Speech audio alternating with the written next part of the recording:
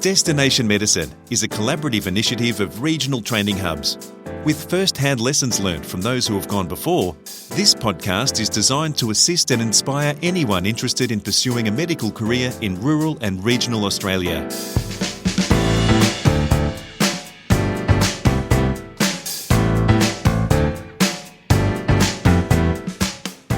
Welcome to Destination Medicine. I'm Peter Lance. From learning to winch out of a helicopter to providing critical care in the most demanding circumstances, Dr. Katie Barnes spends her career undertaking risky retrieval missions for patients. It's an extraordinary specialisation, and one, she says, can be terrifying. But she says it's a pathway that provides a good family and work balance. Aiming to be an emergency consultant, Dr. Barnes is planning to stay in the region she grew up in and that she loves, the Northern Rivers of New South Wales. She starts by describing when she first settled on medicine as a career to Nicole Goodman. Probably in late high school. I think there were definitely signs throughout childhood. I was the kid who broke lots of bones and got stitches a bit, so I was in hospital a lot for non-serious things. But I did have to stay 4 nights once, and I realised then that I loved it. I didn't want to go home. Oh, my gosh. Yeah. And so I think it was probably, there were obviously those little signs throughout childhood. But when I was in high school, I really liked science. I really liked the human body. I thought it was all really interesting. And no one in my family were doctors, so I didn't really know anyone medical except our family GP. So that was an interesting one to navigate because my family were definitely like, oh, do you really want to do medicine? Why don't you do teaching or something? Something that was a bit more familiar to them.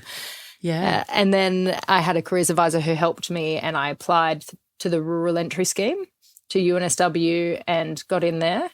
And then I ended up moving to Sydney and doing 3 years in Sydney and then my last 3 years in Coffs Harbour. That's so interesting. Do you think that being the first doctor in your family may have impacted your pathway through medicine? I think it definitely took away a lot of the stress and the kind of expectations that are placed on you as a child from a medical family. I think I noticed when I was at university, there were a lot of my fellow students who came from families of doctors, and I think they felt a bit more pressure than I did in terms of doing well and deciding what they want to do. Whereas for me, no one really understood it in my family and still kind of don't. And so they've always just been like, yeah, cool, Katie's got another test. And so, yeah, they haven't completely understood it, which has been sometimes difficult, but it's also been good because it's been pretty stress-free for me. I think if at any point I wanted to say, this isn't for me, they would have said, cool. Yeah, so the gravity of some of the work required and the intensity of your involvement is kind of a little bit foreign. Yeah, but it's also been nice because it's something that's so different from anything I ever experienced growing up. So everything that happens is really new and exciting for me, whereas I think maybe it might not have that same effect if you had grown up with that as a norm in your family. Yeah. Well, now you're working at Lismore Base Hospital. What led you to Lismore? So I actually grew up in the area. I was born in Byron Hospital back when they still had deliveries. And then I went to primary school and high school in Byron. And I always knew I wanted to return to the area. It was just a matter of when. So when I was studying at UNSW, I applied for Prince of Wales for internship and residency, mainly because I knew that they had rural rotations in Lismore. So they rotated interns and residents to Lismore Base Hospital, which was really great. And I was fortunate when I was at Prince of Wales to do 2 rotations. So I did a cardiology rotation in Lismore, and then the next year as a resident, I did an emergency rotation. And then I spent the next 6 years in Sydney. So I did those 2 years, and then I spent the next 6 years in Sydney, kind of trying to work out when it would be that I would return back to the Northern Rivers. Why was it important to you that you were able to do a rural rotation? I think it's just a very different, A, way of life to the city, but also B, the healthcare system is very different. And I think people who only work in city hospitals or tertiary hospitals don't ever really understand the different resources and the different patient groups you deal with when you're in a rural area. And also it was really important because this is where my family are, my grandparents. It just feels like coming home, coming back here. What can you tell us about retrieval medicine? What is it and what sort of patients do you apply it to? So retrieval medicine is a rapid response medical team or medical care provided to seriously sick and injured people pre-hospitally. So if anyone has significant injuries or illness and they're in a location where they can't get to a hospital quick enough by road ambulance, we would be deployed. And then also it's, big traumas and things like that that need medical care. So doctors and critical care paramedics on the scene, because people are too sick to transport. That's when we get involved as well. So you have primary and secondary missions. So secondary refers to inter-hospital. So say around here, there's lots of really small hospitals that don't have doctors or have a locum and a single nurse. And so those secondary missions, we transfer people from the smaller hospitals to the place where they'll receive the medical care they need. And that might be somewhere like Lismore Base Hospital, or it might be somewhere like Gold Coast University Hospital or another tertiary bigger centre. And then we have primary missions, which make up a big bulk of what we do. And that's things like motor vehicle accidents, farm and workplace accidents, falls from heights, incidents in remote areas like mountain bike tracks, water rescues as well. So this area is surrounded by a lot of water, and we often get called to lots of search and rescues for that. And then as well, we have burns, and drownings start around this time of year start to increase as well. It is what seems to a layperson quite overwhelming and can be quite confronting, I can imagine. What training is involved in retrieval medicine? So it's actually the best adult training and education that I have ever received, and I would say up there with the best training you could receive, because obviously it's a very difficult job, and also it's quite risky when you involve helicopters. So there's a lot of training involved, and the first couple of weeks before you even set foot in the helicopter, you have lots of training to do. So we went to Sydney for a week, and that's a week long with the Sydney HEMS team, the Helicopter Emergency Medical Service, and you do training with them. And that's just a really intense week of lots of scenarios and sims, really high fidelity. So they'll have things where they've literally rolled a bus and have lots of people acting as patients, and you have to go there and treat them. So that's incredible education, really cool. And then the other week is purely kind of the aeronautical stuff. So that's where you're learning. It starts really basic, like this is a helicopter. This is the zones you can walk in. These are the zones you can't walk in. Here's how to open a door, which we were all so nervous about. And then how to sit in and put on your seatbelt, and then kind of progresses to, by the end of the week, you're doing your winches out of the helicopter with us, and then you winch down to the ground, and then you have a patient on a stretcher, and then you winch them back up onto the helicopter. The other thing that you do, which is quite terrifying and probably one of the most mentally challenging things I've done in my life, was the underwater escape training in Sydney. Oh gosh. And I like the water, but that was the most challenging thing. It was really hard. You get strapped into this. It's amazing high fidelity centre they have there in Bankstown, and you get strapped into this helicopter and plunged into a pool. But it's dark. They can simulate wind and rain and storms. You can hear all the noises, and they have debris in the water. And then it's kind of this, you're strapped in and you have to undo your seatbelt, find a window, push the window out and get up to the surface. And then it kind of progresses through, and eventually you're blindfolded and your window won't open. So you have to find someone else's window to get out of. And is this kind of a one-off training, or do you have to repeat this at all? You have to repeat it. So if you continue to work on helicopters, you repeat it, I think it's every 3 years. Okay. What insight did you gain from going through these experiences that everyday people just may not have an understanding of? I think the first thing is it's pretty cool to be paid to do this. I think that for me is this is amazing. This is so cool that I have this opportunity. I never would have thought I would be here.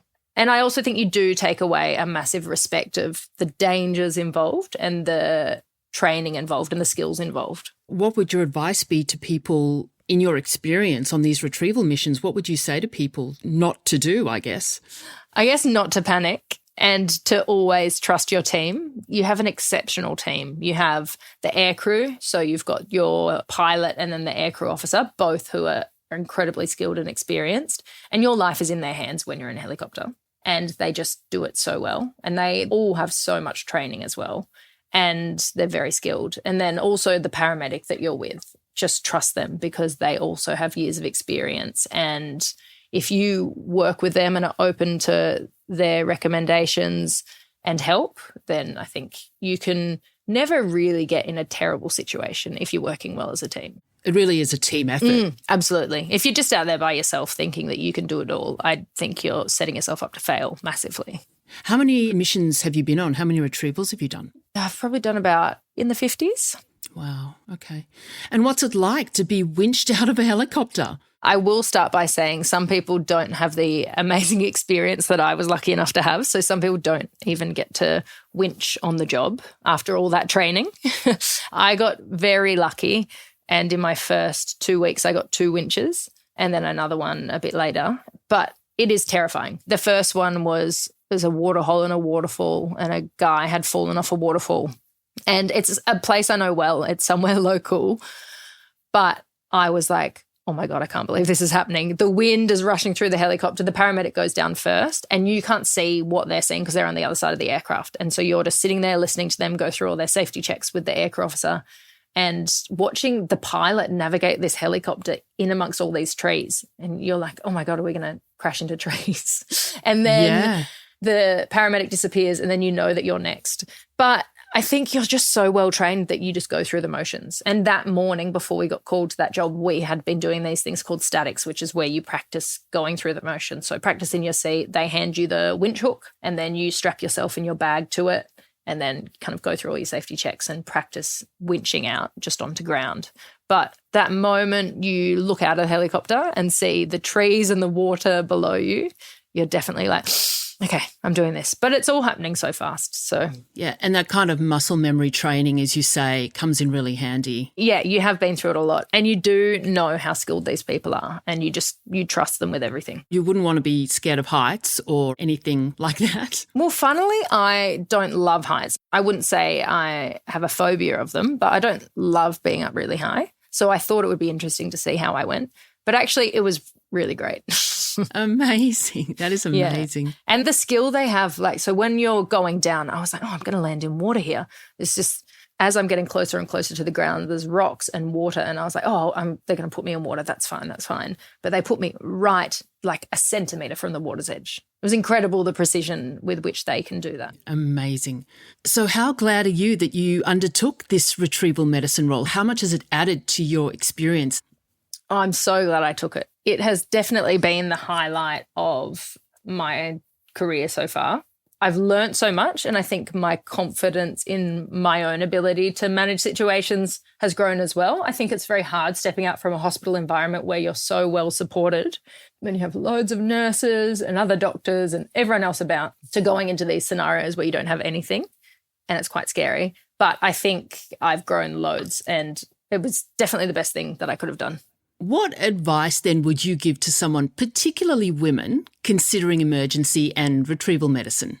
My advice is you can definitely do it, and it's a lot more female and family friendly than you think. So when I started retrieval medicine, I was still breastfeeding my baby and then finished, and the emergency departments as well. They're all incredibly supportive for kind of work-life balance, I would say, emergency departments. So I initially started, just as a bit of background, I initially thought I'll do GP because I know I want a family and I know I want a good life outside of medicine. I'm not the kind of person who's going to live to work. And so GP is the career for me. And then in my second year, it was actually after coming to Lismore and working in the emergency department there that I thought, I'm not really ready to leave emergency. I think I want to do a bit more. So I ended up stopping GP training and doing emergency training. And actually, I would say in some ways it's more flexible, others not, but it is as flexible as GP in terms of work-life balance and having a family. There's always most departments will allow you to work part-time. And also it's just a really nice, if you've come off parental leave, to come back into a vibrant, buzzing workforce that's got lots going on. It's really nice. It feels like such a treat to be there. Would you say, though, there's a higher risk factor? There is, yeah. And with retrieval medicine, there's obviously that added risk factor as well. But I think it's worth it. I think it pays off because there's definitely moments where I feel like, wow, I've got it all. So I think working in emergency, you're never going to lose. You're always gaining skills in both medicine and also in life. And even if you change your path in the future, you've never lost. You've always had those skills behind you, which I think is really cool. I think you can't say that for a lot of other jobs. That's really true.